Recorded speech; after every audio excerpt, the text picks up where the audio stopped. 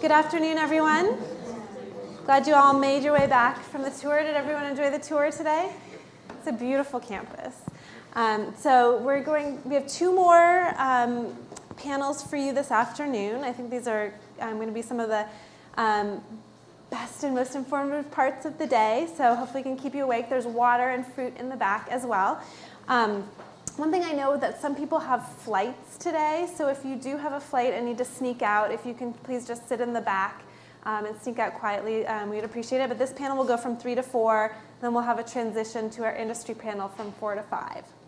So I would like to introduce Julie McShane. She's our Assistant Director of Career Services for the Fung Institute, and she's dedicated to helping you in the Masters of Engineering program with your career search.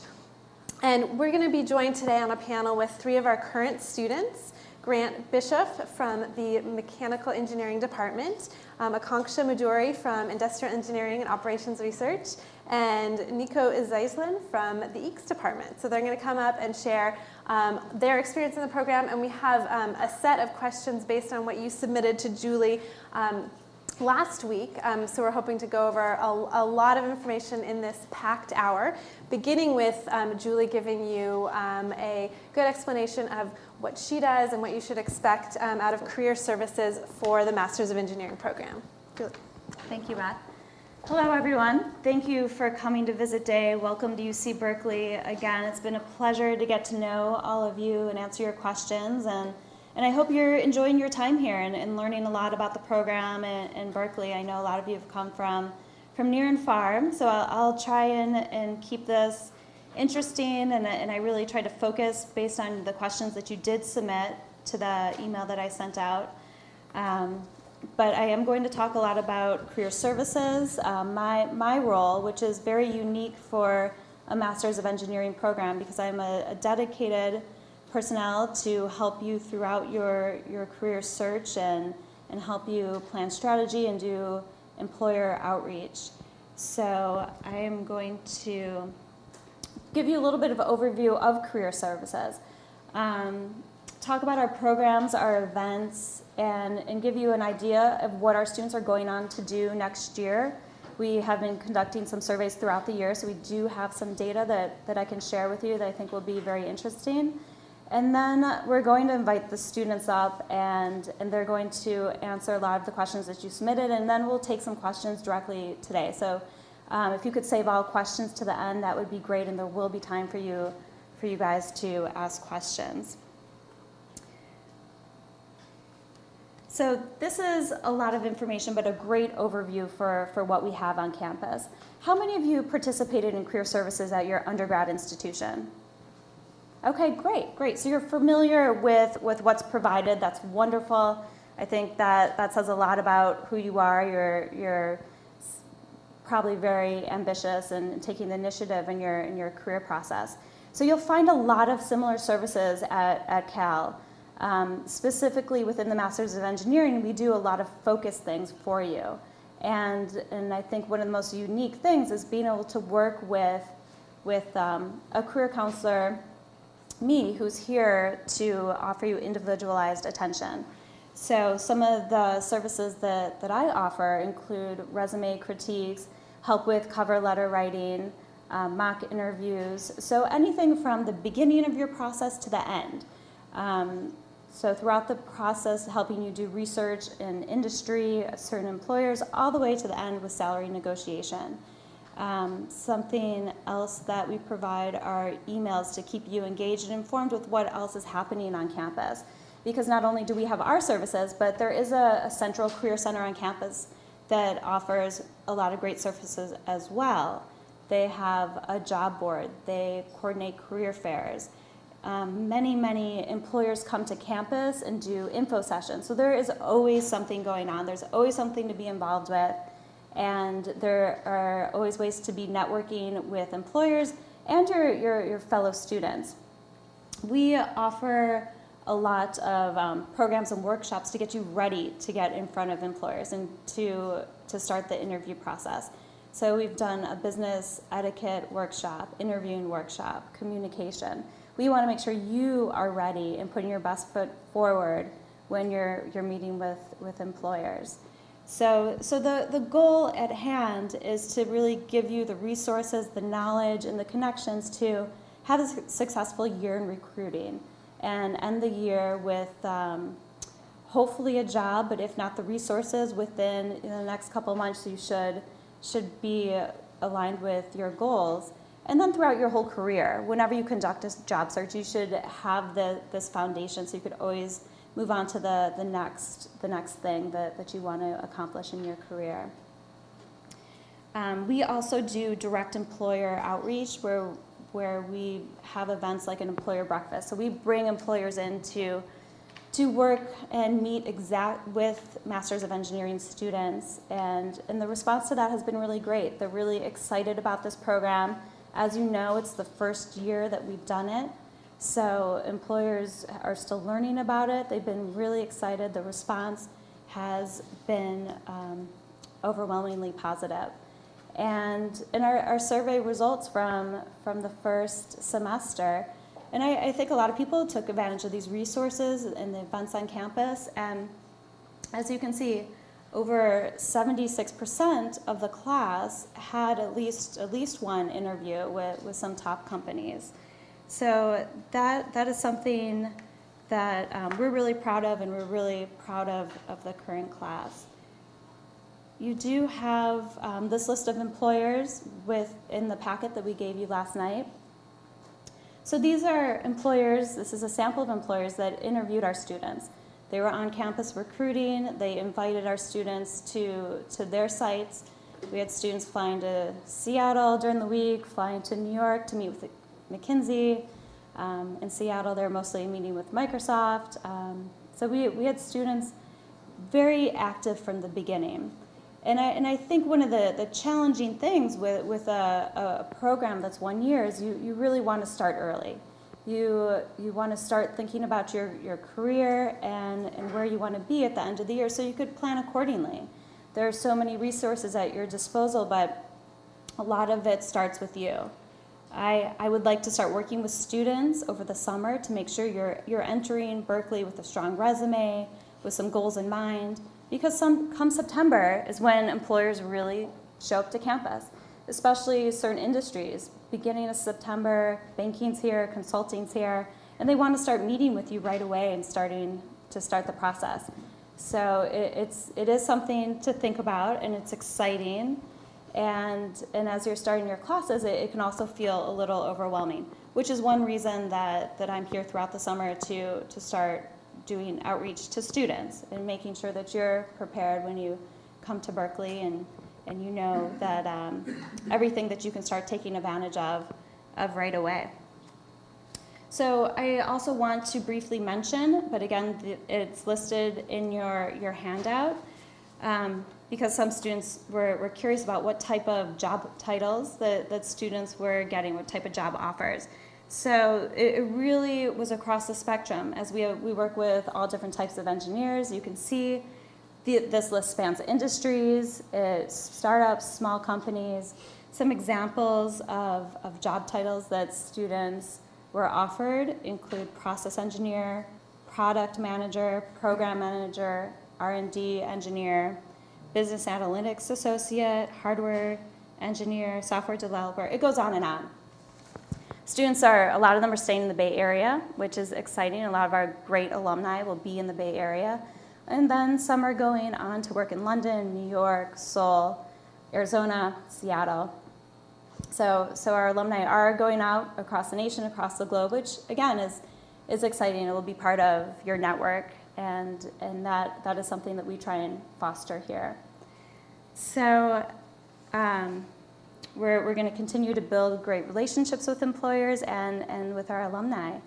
And on that note, I do want to bring up some of our current students, and we're going to get into some of the specifics of their job search, and we're going to talk a little bit about life on campus and how they've dealt with everything and some of the questions that you've asked them about life. So come on up, guys. Thank you for being a part of today.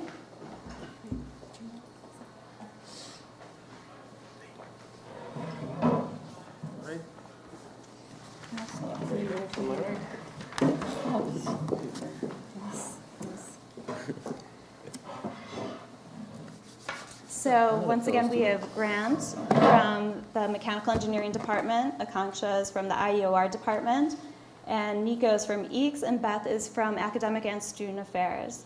So I'm just going to start off by having them introduce themselves so you could get a little bit more about their background. Let's start with you, Grant. All right, sure. My name's Grant. I am in mechanical engineering, advanced energy technology. I came from Virginia Tech straight out of undergrad.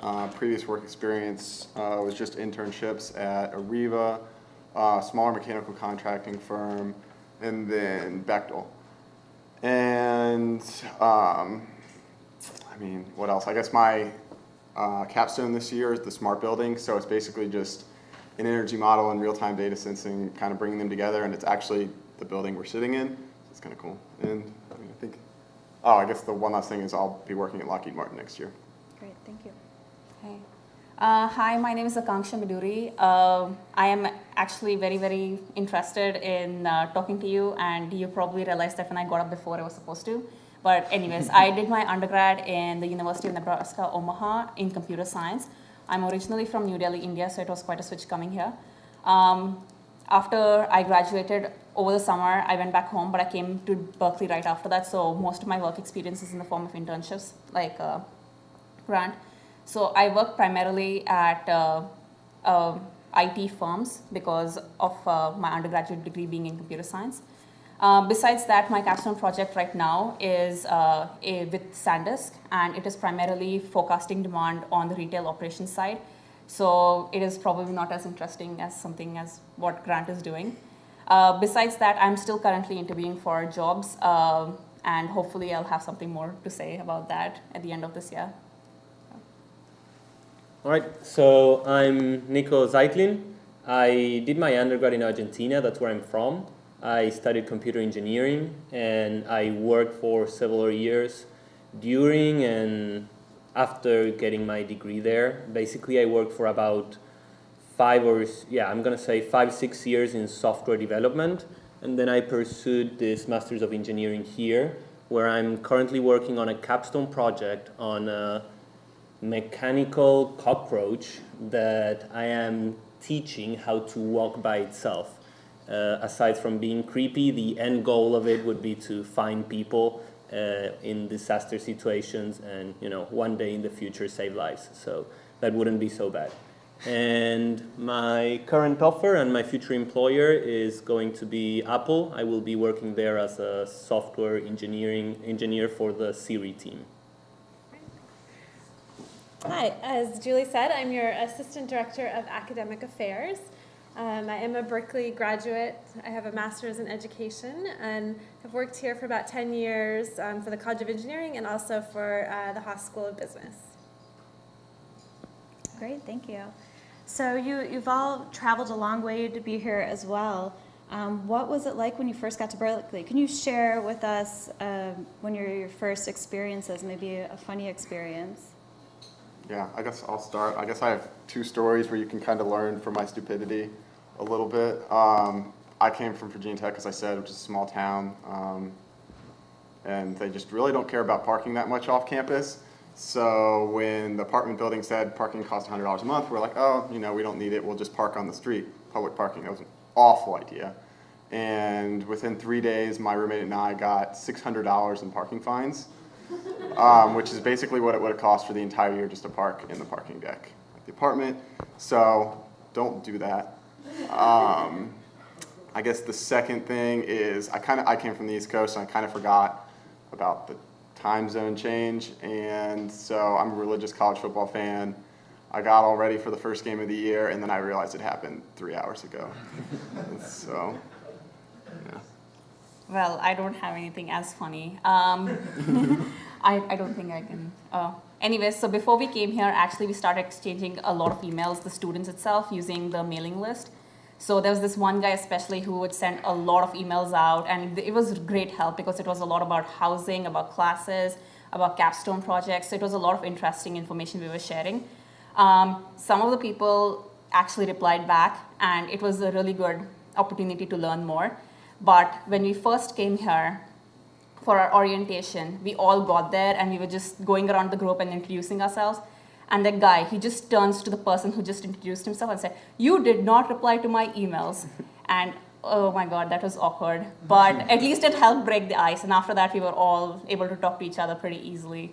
So yeah, so email each other, reply to emails if somebody's just sending you emails. So that's what I got out of it. So. Okay, I'll share something that was pure, out of being naive.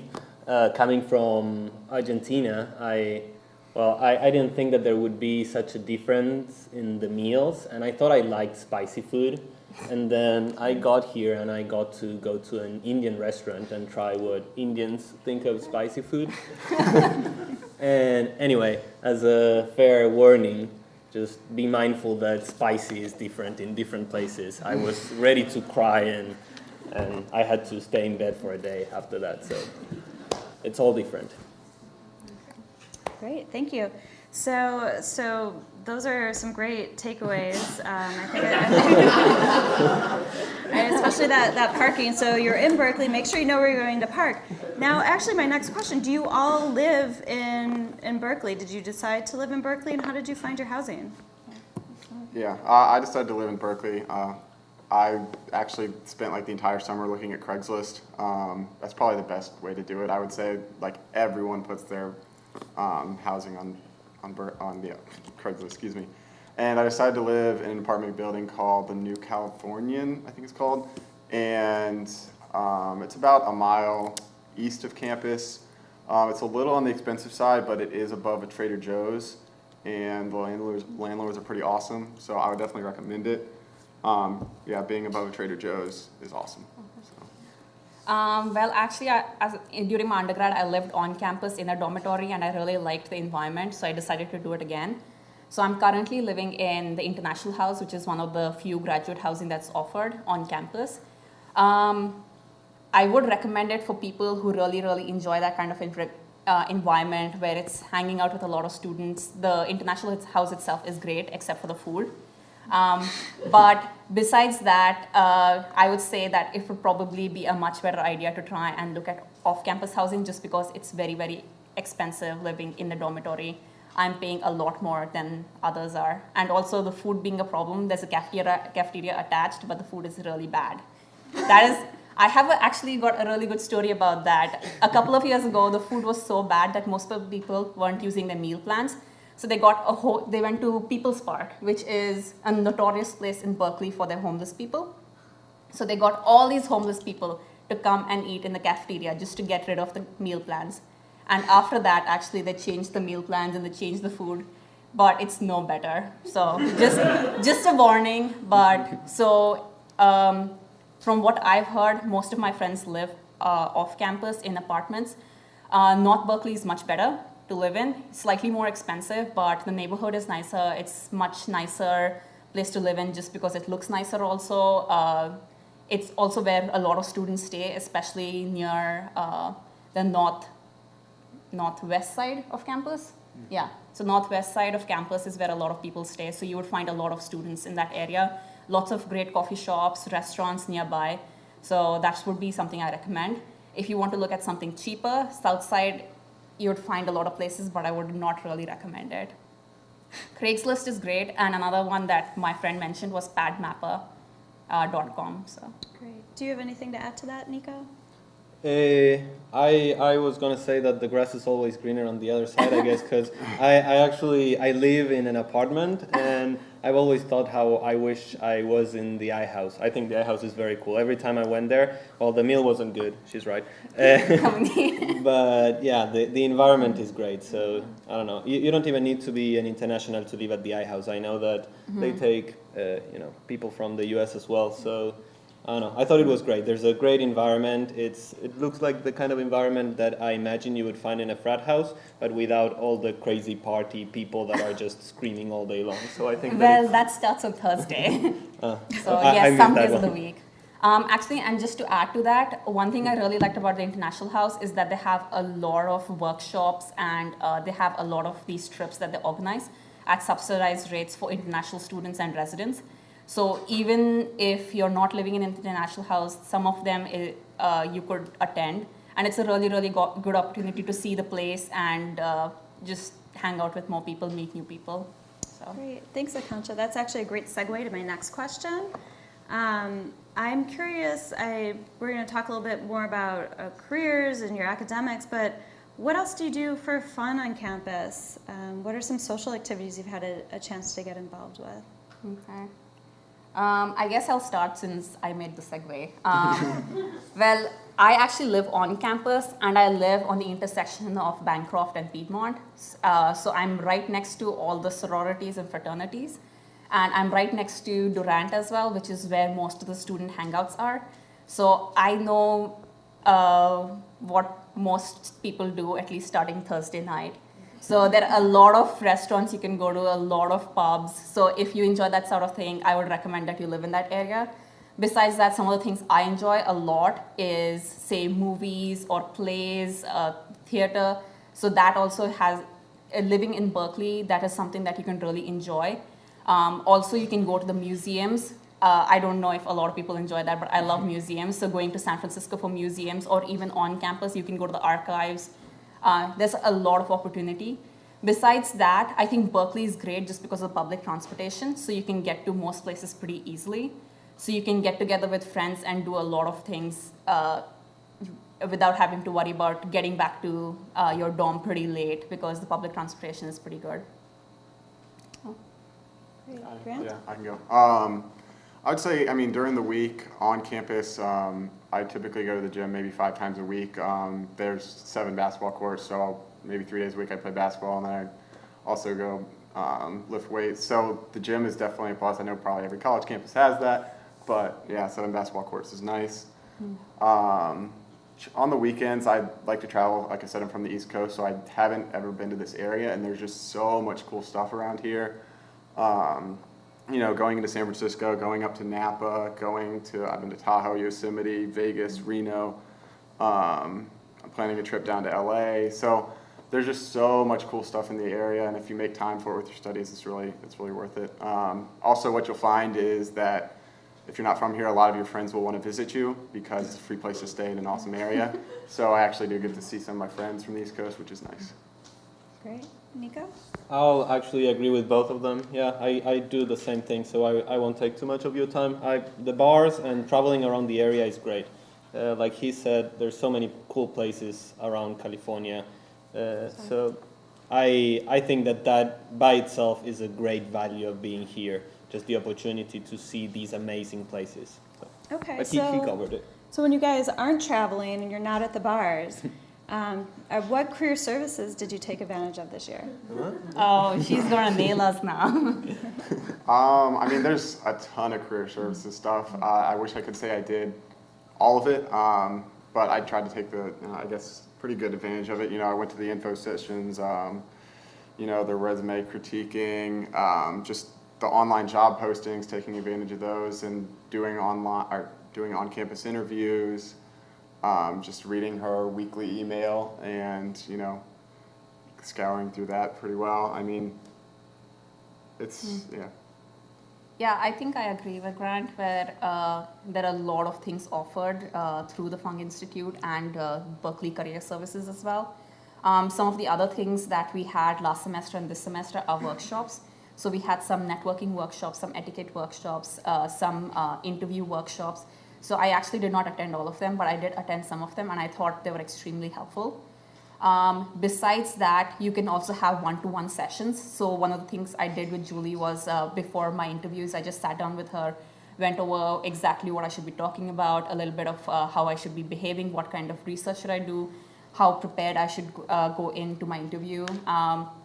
So in that sense, while a lot of places do offer the services that we mentioned, the one-to-one is something that I think you should take advantage of. Yeah, I'll agree with that too. So actually, I'm going to put emphasis on having Julie. I think that is a great added value to the program. I'm not going to treat her as a resource, but basically having someone like Julie there that knows us, knows what kind of jobs we're looking for, can help us find that. basically my job at Apple, I got it because she sent an email to some people in the program saying, you know, there is this position opening, and it wasn't a position that was open on their website. So it was a huge advantage for me to have Julie there working along us. I think that's something very unique and that I really, really value. So. Great. So can you guys talk a little bit more about maybe other interviews that you had this semester and what that was like for you? I think all of you started pretty early interviewing. And maybe talk a little bit about where you went. And since you're all from different departments, you can maybe mention a couple of the different companies. Yeah. Yeah, I did all my job interviewing last semester, ended up accepting a job in December. The companies I interviewed with, Accenture, Applied Predictive Technologies, Lockheed Martin, Northrop Grumman, ExxonMobil, Chevron, GE, and Bechtel, I think. So yeah, a ton of interviewing. Obviously, the more interviewing you do, the better you get at it, so that was really good. The job I ended up accepting was at Lockheed Martin, and I got that interview and everything basically through Julie. I mean, she sent out an email and said, there's this amazing position open, email me if you're interested, and so she forwarded my stuff to them and just went through the whole process. And I ended up, they gave me 7 days to accept the offer, so I kind of cut short the rest of my interview process and accepted that offer.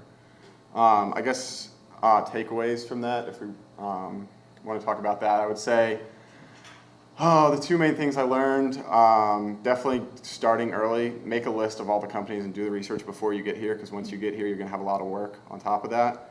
So that was something that I did, and I think it was a huge advantage. And then also, don't go for the money or the prestige. Like, I know I interviewed with some companies because I knew the money was good or it was, you know, a high prestige position, but you're just not going to interview that well if that's what you're there for. So pretty much don't waste your time, because that'll show itself in the interview. Like Grant mentioned, we have a lot of resources on campus besides the Career Center. Julie sends out emails, and not only that, I don't know if it's different in EECS and ME, but in the IUR department, the professors and also the student administrative services and stuff send out a lot of emails. So that is also a great resource when it comes to job applications and finding out what's out there. Actually, I started interviewing last semester, but most of my interviews are this semester. As a matter of fact, last week, the week before that, this week, and the next weeks are where I'm having most of my interviews. Some of the places that I interviewed with are SanDisk, which is a flash memory market company. There's Maxim Integrated Products, which is a semiconductor company.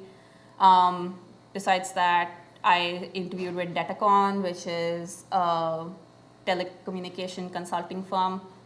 Also, I did Moody's Analytics, this startup called LeanTus. I'm also interviewing with Facebook. I have interviews with Altus Technologies, and I also interviewed with Mahindra Satyam, TCS, and one or two more places.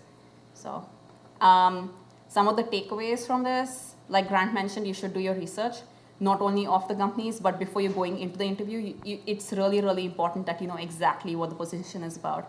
Because two of the questions that I got from practically all my interviewers is A, why this company, and B, as to what do you think this position is about, what are you planning to get out of this position, why did you apply to it?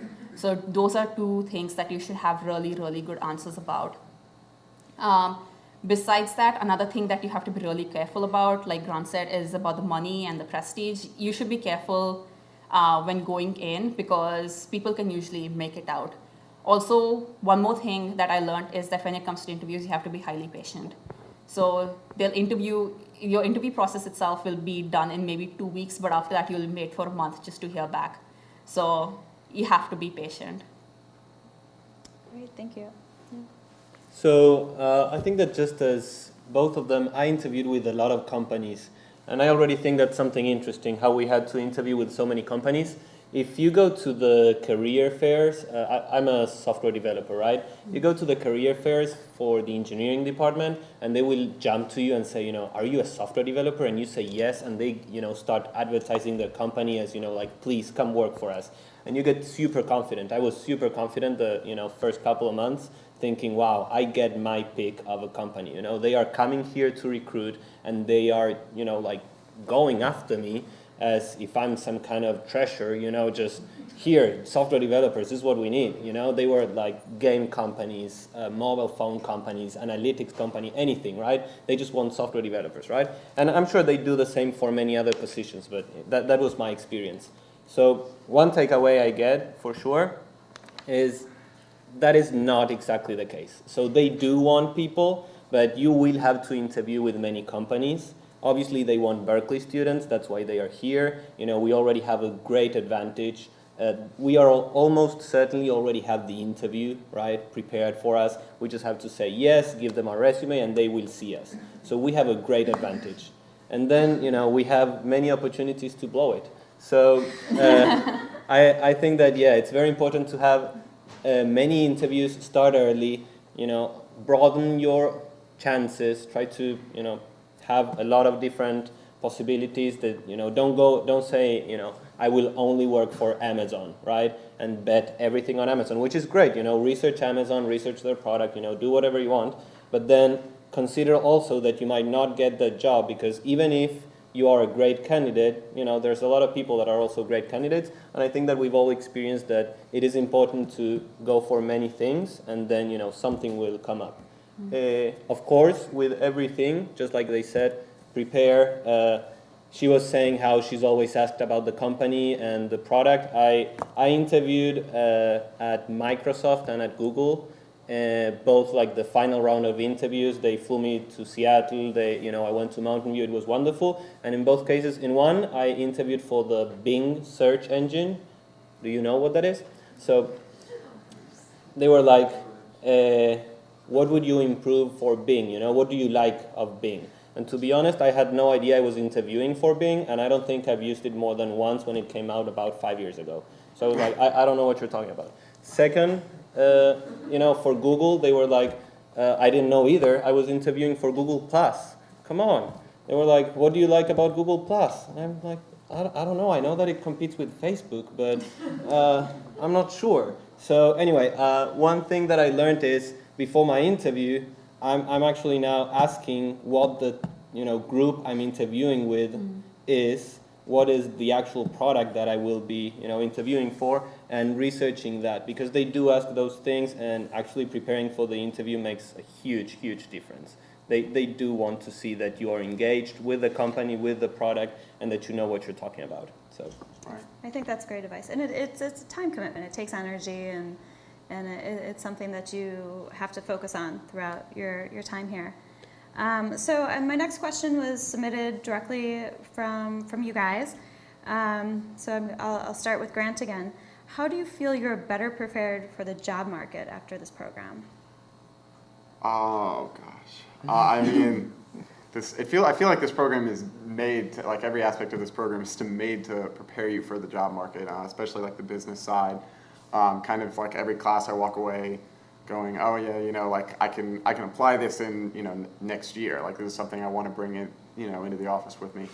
So I can't really point out anything specifically from those business classes, because it is really every class. If you pay close attention and you really try to enjoy, like, engross yourself in those classes, you're going to take a lot away. I mean, maybe they have more direct answers, but for me, that's pretty much why don't we skip to Nico, because he had the most experience with the job market before coming here. Okay, so I was a software developer, right, before coming here to pursue this program, and I could tell already that I was not well prepared for the aspects of, basically, for being a good team leader, being a good project manager, program manager, product manager. Basically, there's a transition. When you are a software developer, you can just go into specializing more and more into a technical aspect, or you can go more into the soft skills, right? And I was more interested in going for the soft skills and learn better how to do team management, learning more about business, finance. There is a whole set of skills that I knew I did not have. And then I also had this lacking in a few technical aspects that I actually wanted that have to do with robotics, which is the specialization I chose. But all in all, I had these two, I guess, these two skill sets that I was a little bit weak. Especially the business side, I knew I was very weak. And I think that that is something that is very, very unique about this program. You will not just learn how to be a better scientist. You will get that, and you will work hard to get that, I swear. You will also have a whole other set of classes that have to do with leadership, negotiation. I mean, I didn't even know what a class on negotiation could be like. But we actually had our classmates given different case studies, and I had to try to make a good business contract against some other classmate, and we negotiated the values. So we get a lot of different aspects that are very hard to learn if you are not in a program that is specifically tailored toward getting good engineers in the marketplace. Great, thanks. Akansha, do you have anything you want to add to that? I think one more thing that I found especially helpful about this program, especially because I joined Berkeley right after graduating, was that I got the opportunity to work with SanDisk, which helped me in the sense that I got to learn a lot about client interactions while experiencing it. So in that sense, not only do you get a lot of team experience, you get a lot of experience just working with a real life client. How do you talk to them on the phone? How do you conduct meetings? How do you do presentations? So not only are you learning how to do it theoretically, like from all these great people, but you actually have to go and apply it, which is one of the reasons I chose that particular Capstone project. So in that sense, all that client interaction, after all of that, I was much more comfortable going out, interviewing with people, just talking to all these extremely senior people and explaining what I was doing, exactly what I needed. So in that sense, I think it's a great confidence builder also, not only the Capstone project, but all the workshops that we have from the career services, some of the stuff we do in the class, like you mentioned, negotiation, marketing.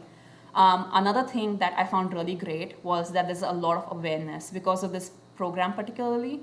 So if you want to know something about the market, if you want to know something about a particular kind of experience or a particular kind of company, you have a lot of resources on campus, especially through this program, that will help you learn about it. So one thing, like I mentioned, was that I had face-to-face with Julie. So it was so basically it was for interviews or with a particular kind of an interview that I had never done before. So she really helped me out, and I got a lot of perspective that I never realized that you had to have going in. So that was also helpful. Great.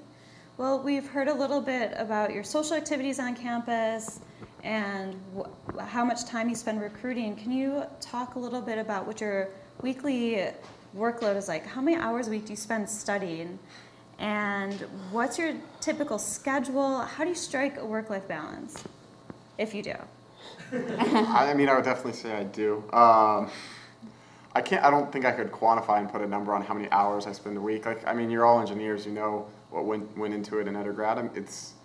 It's very similar. Obviously, getting a master's from Berkeley in a year, you're expected to do a lot of work. So I don't think anyone's going to come in here expecting otherwise. I guess what I would say, I mean, probably the best piece of advice I ever got was, you know, when you're working on your schoolwork, go at 100% and don't think about anything else. And when you're out with your friends or, you know, not doing your schoolwork, don't be worrying about how much work you have to do or what you're going to be doing the next day related to school. Just, you know, enjoy life. And if you do that, I like I said, there's plenty of time for going to the gym and whatever you like to do. I mean. One thing I will mention is, like Julie said, interviews take a lot of time and effort. So if you are planning to start early with the interviewing process, you should make sure that you have enough time in the week for not only all of your classes and all of your schoolwork, and for socializing, obviously, but also for this interview process. So that is one thing that I had to learn, was basically to make time for all of this, because it does take a lot of time. And you will have a couple of weeks where there is absolutely nothing that you need to do. You don't have any midterms, you don't have any like assignments, and then you have 3 weeks straight where you have all these assignments, you have midterms coming up, and then you'll have all these interviews as well. So one thing going in is that you should realize that you need to schedule your time better, organize your time better, but that's about all I'll say. I'm not the best one to talk. I'm not at a great balance. I've decided this semester to take an extra class, so my balance is a little shifted towards the academic these days. The one thing that I do to try to get away, and it's the one thing that I found that works, is to actually get away. I like going to Yosemite or Tahoe or LA. So we are, like I was saying earlier, we're right in the middle of all these amazing places. So just taking a weekend off, trying to maybe steal a Friday or a Monday here and there is not a good advice. But it's something that could be very useful if you just need to get away from it all and take some rest. And anyway, that's what has worked for me. And don't take additional classes if you want to keep it balanced. Okay, wonderful. I have one more question, and then I'll open it up to the audience, and you guys feel free to ask anything from any of these areas. Beth can also speak a lot to academic life here, and certain things about Berkeley. So my last question is if you could mention your Capstone Project again, so everybody recalls what that is, and how does it help you integrate everything that you were learning in the program? Sure. Like I said, my project is the smart building. So basically, what it is tying in the energy model, theoretical energy model of this building with 1,200 data sensing points. And so basically, we're trying to bring those together so we can test different energy saving scenarios. And so my team has 2 members from EECS, and then myself, and then someone in controls. So it's a great way to bring together all the business, like the teamwork skills you learn in your business courses, because you're all coming from these different areas and trying to work together. And also, I'm directly using stuff from my technical courses, like my heat convection course. One of the models we used, I'm now using in our model. So I can bring in my own technical expertise in my area of the project, which would be the HVAC, and then I can also bring in kind of the business stuff to the teamwork and also to the marketing and finance aspects of the project. So. Well, my project, just to recap, is forecasting demand on the retail end operations for SanDisk.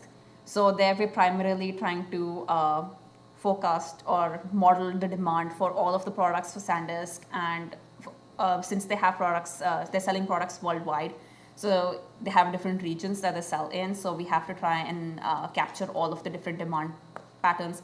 So for example, North America has really different sale patterns from, say, Asia, because retailers in North America are really, really big, so they sell to, say, Best Buy, Walmart out here, but in Asia they'll sell to smaller retailers. So basically what we're trying to do is come up with an integrated model that would do so. So like I mentioned, we have a lot of client interaction. So we have phone meetings every week. We have gone on-site before, and they have come here. So some of the things that you have to apply is basically the soft skills that you learn through the engineering leadership courses. So, and besides that, you have also the team building and the team interaction going on.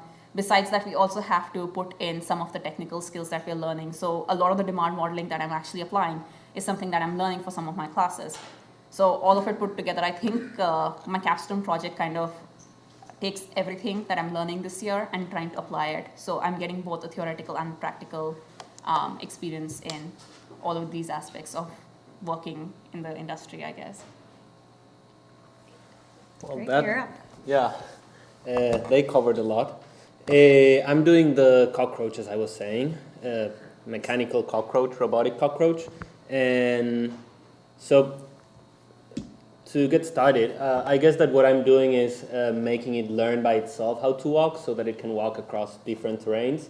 So the first class I took last semester was on artificial intelligence. I immediately started learning that and applying that technical course on the device, right? So, and I think that the whole way that the program is set up is that you get to have technical electives that are very related to what you'll be working on. And that's a great way of getting continuous feedback, right? Because sometimes, I don't know, this happened to me in my undergrad. I learned a lot of stuff. I wasn't applying it. I forgot it 6 months afterwards, right? So having that possibility of learning it and applying it immediately gives you this great feedback loop where you get to really, really learn it. And then with all the soft skills, we are continually making presentations for professors, different professors, trying to do negotiations, interviews with industry experts. There are so many things that we have to do to take us outside the box and not just worry about the technical stuff, that we get to apply all those other soft skills again immediately and really get a strong foundation for them. So Great, wonderful. And you're all doing wonderful work. Can I answer any questions, or they can answer any questions from you guys? Anything about career services, looking for a job, social activities? Any burning questions that you really want to know? These are the guys that will be able to answer them for you. Okay. Yeah, we have a microphone coming around, so we can. Yeah, we're recording this for the admitted students who couldn't be here today, so if you can just wait for the microphone and then ask your question. Thanks.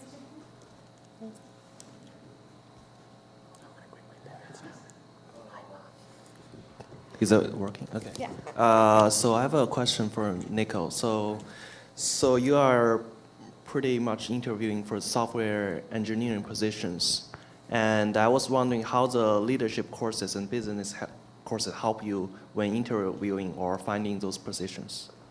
well, I actually learned to behave myself differently in interviews, and I'm going to credit that to those courses, being able to present information and talk fluently. I hope so. And then also to Julie. Actually, they mentioned that she did some mock interviews, and that was really useful. Doing a mock interview with Julie, she was basically saying, you did this wrong and that wrong, present this information. Actually, she asked me a question and I never even replied. I answered a different question. So that's just to figure out, like the kind of mistakes that you might be making without even noticing. So I really think that helped. And, as far as, in my case, right, as a software engineer, I'm going to add a little bit more to that question. Learning finance or learning, just negotiation or marketing, maybe it's not immediately applied right now, but like I said, I am thinking of in the future going into some kind of team management or project management, and I think that those skills that I was lacking to do that transition in the past, I now have. So it should be an easier transition. I was not able to interview to start as a project manager at Apple immediately. I wouldn't have minded. But to be honest, starting as a software developer, right, as a software engineer for the Siri team, getting to learn, the different technologies, I feel that with that, now I have the rest of the foundation to make that transition into project management a lot more easily. All right, thanks. Hi, my question is regarding your projects. What's going to happen to your projects after you graduate, if anything at all? Are they being adopted by the companies or professors that sponsored them? I guess I could start. I know one member of my group, he was actually the person who kind of got the ball rolling on our project. It's actually a student-started project, which I think is also a good point. If there's a project that you're really interested in starting, over the summer you can email professors and see if they'll sponsor it for you. And odds are I would say they would if it's their area. But basically he's going to take this project on and try to form a startup out of it. I don't know if he said he's going to be in California for the next year. So maybe he's going to make it a capstone next year. I don't think he's decided, but yeah, he's continuing to work on it and hopefully bringing it into a company. So basically, my team is developing a product for SanDisk. So while they already have a forecasting team in place, so while they will not be using our product dedicatedly, they will use it in conjunction with their current methods. So they already started doing it, sort of. So while I don't think that our original product is what they want to keep for the next 10 years, it might evolve and change slowly. But it is a foundation to what they want to eventually start doing, because it's slightly different from what they have been doing in the past. So they are kind of using it, and people from my team actually got hired by SanDisk, and there's another SanDisk team. So they're hiring people from that also. So one person got an offer. So those people actually are working on that particular team or similar teams. So they will be doing something related to that. So I don't know if that helps, but yeah. And in my case, the cockroach project will actually live on past this semester, and there are a lot of improvements to be made to that project. Right now, like I said, I'm working on it to be able to walk autonomously. But for instance, I wouldn't be surprised if next year one of you guys have to work in giving it eyes, right? And so there's a lot of, it's an ongoing project, and like I said, the end goal would be in a few years to send it to disaster scenarios, right? Disaster zones. So it will continue, definitely. There was one more question. So. I think we have one over on this side.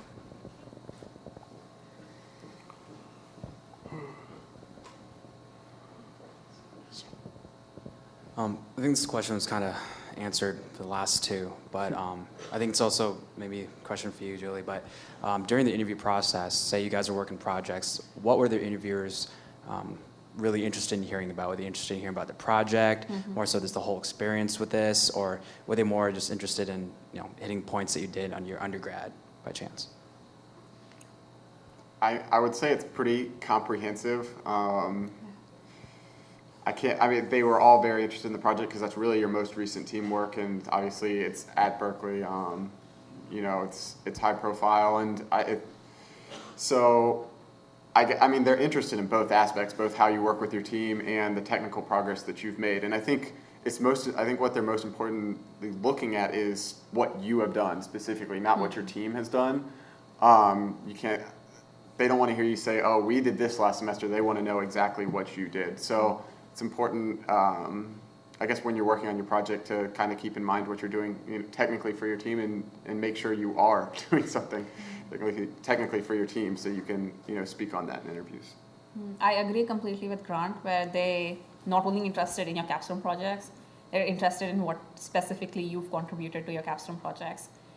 Just to give you an example, when I went for the interview, I interviewed with SanDisk too. So what they said, "Oh, I hear there is a capstone project with Berkeley. What's that about?" And then we spoke about it. And he's like, "Why did you get interested in it?" So I had to speak about it. And he's like, "What are you doing in it?" So it's generally, that's the progression for your questions that the interviewer asks about the capstone project. So you should be able to talk comprehensively about your capstone project, exactly what kind of value it's contributing to either the firm you're working for, or what your end goals are, and exactly what you're able to contribute. So more than my undergrad, they are much more interested in the capstone project. So I probably spent like a minute or two talking about my undergrad and some internship I did out there, but I spent probably 10, 12 minutes talking about my capstone project. My experience was somewhat similar, with the added fact that I have a lot of past work experience, so they usually ask a lot about that as well. What did I do previously, and what did I take from those companies? How did I leave? Do I like them? And just show a lot of excitement about being here and about the company. Just be very proactive. That is, do I have one more minute? Yes. Yeah? Okay. That is one more thing that I guess I learned throughout this experience. I didn't know I had to act so engaged at interviews, and I was more of a, subtle seducer. If you, I'm good, I can do this, I can do that. Yeah, I learned this. Oh, let me show it. and just be very smooth. And honestly, I learned throughout the experience, and Julie was also, in a way, showing me the way in that I have to be a lot more proactive and say, I want to do this, I'm the best candidate for this job, and I can prove it because I know this and that, and let me show you why, I did this and why I'm a good fit. So that is also another takeaway. There are many takeaways. I didn't know that was called subtle seduction. I really Yes, didn't. subtle seduction. Great. I think we have time for one more question, and then we'll have to wrap it up. Keep your hands up.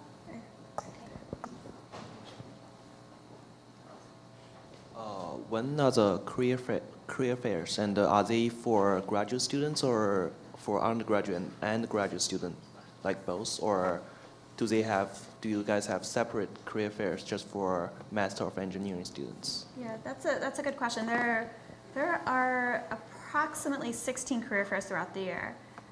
Some are large and very general. Some are just for a specific area. There's a mechanical one, there's an EECS one, there's a civil one, there's one just for consulting. And they're for undergrad and grad. So those campus career fairs are for everybody. There's one career fair that's specifically for master's and PhD that spans all different areas. So there are a lot of career fairs. In terms of events for Masters of Engineering students, those are always evolving. We haven't done a specific one yet just for Masters of Engineering.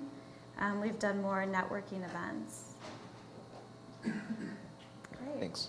Well, thank you all for listening, and thank you for submitting questions. Thank you for asking questions right now. And most importantly, thank you to the panel. You guys provided some great insights, great information, and we appreciate you being here. Thank you.